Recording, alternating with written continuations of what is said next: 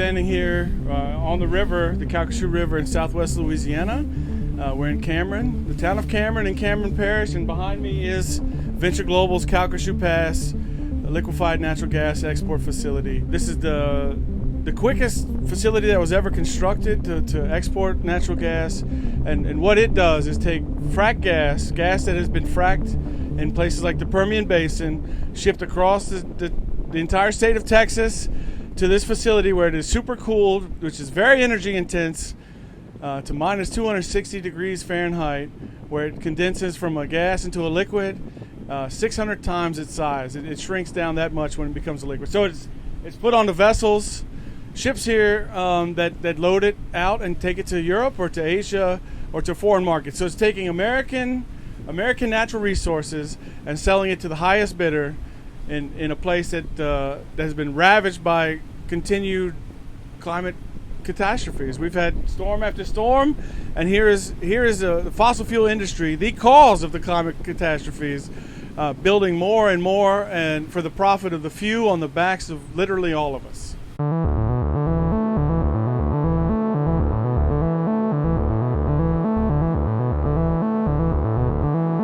We were looking at CP1, Venture Global LNG terminal, where they export U.S. LNG to other countries, and just massive amounts of pollution everywhere. Methane, mostly methane probably, but volatile organic compounds too. Climate harming and health harming pollution just coming out everywhere. The only reason they are getting to do this is because you cannot see this pollution with your bare eyes.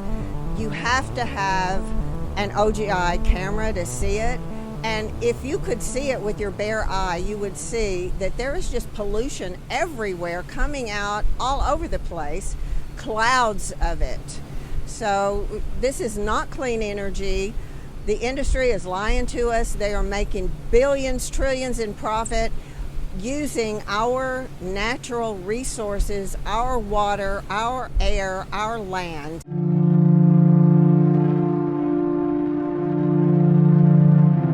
Yeah, this is Calcasieu Pass 1. This is the very first liquefied natural gas export facility that Venture Global ever constructed. And they're currently plans to make CP2, which will be 3 times as big as this plant. Will destruct half of an island right here in the river. And you know, the continued dependency on fossil fuels is what has been causing the hurricanes we see, the wildfires, the drought, and the floods.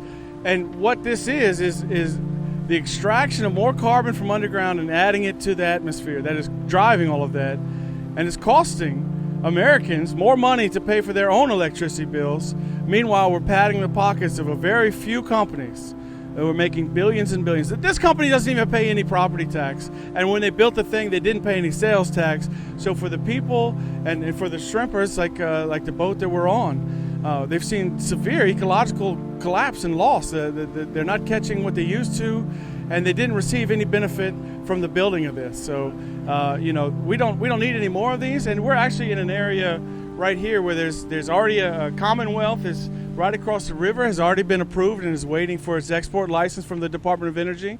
CP2 has been approved. It's being litigated, but it's been approved by the FERC.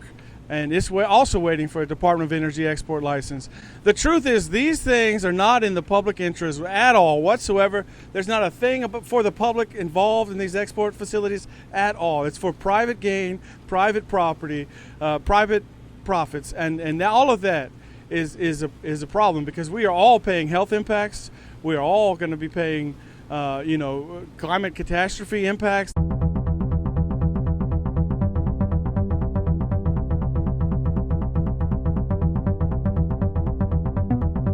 The honest answer is there's no room in any of our lives or the lives of our children and future generations to continue to allow governments and corporations to continue down this pathway of destruction and suicide when there are alternatives, when there is a way forward that does not involve the continuation of profiteers and fossil fuel infrastructure that does considerably more harm than any minor good that somebody can dream up these things do. So from the hole in the ground to the LNG export terminal, it's just nothing but a lot of pollution that's harming our climate, harming the people that live next to it. When you know better, you have to begin acting better.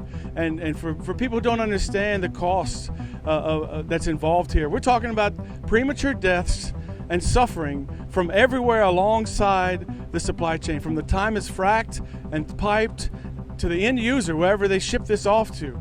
There are real-world public health impacts, and we don't have to live this way, and there's alternatives. On top of all of that, the system that we've been participating in and grown up with is actually inflicting suffering on your neighbors and your community and your friends. Enough is enough. We don't need this, and we can't afford it. And if you really want to see a future that's sustainable and a future that we can live in, a future that allows for our children to enjoy this beautiful waterways and the biodiversity that does exist in South Louisiana, we cannot afford to continue building out more of these things.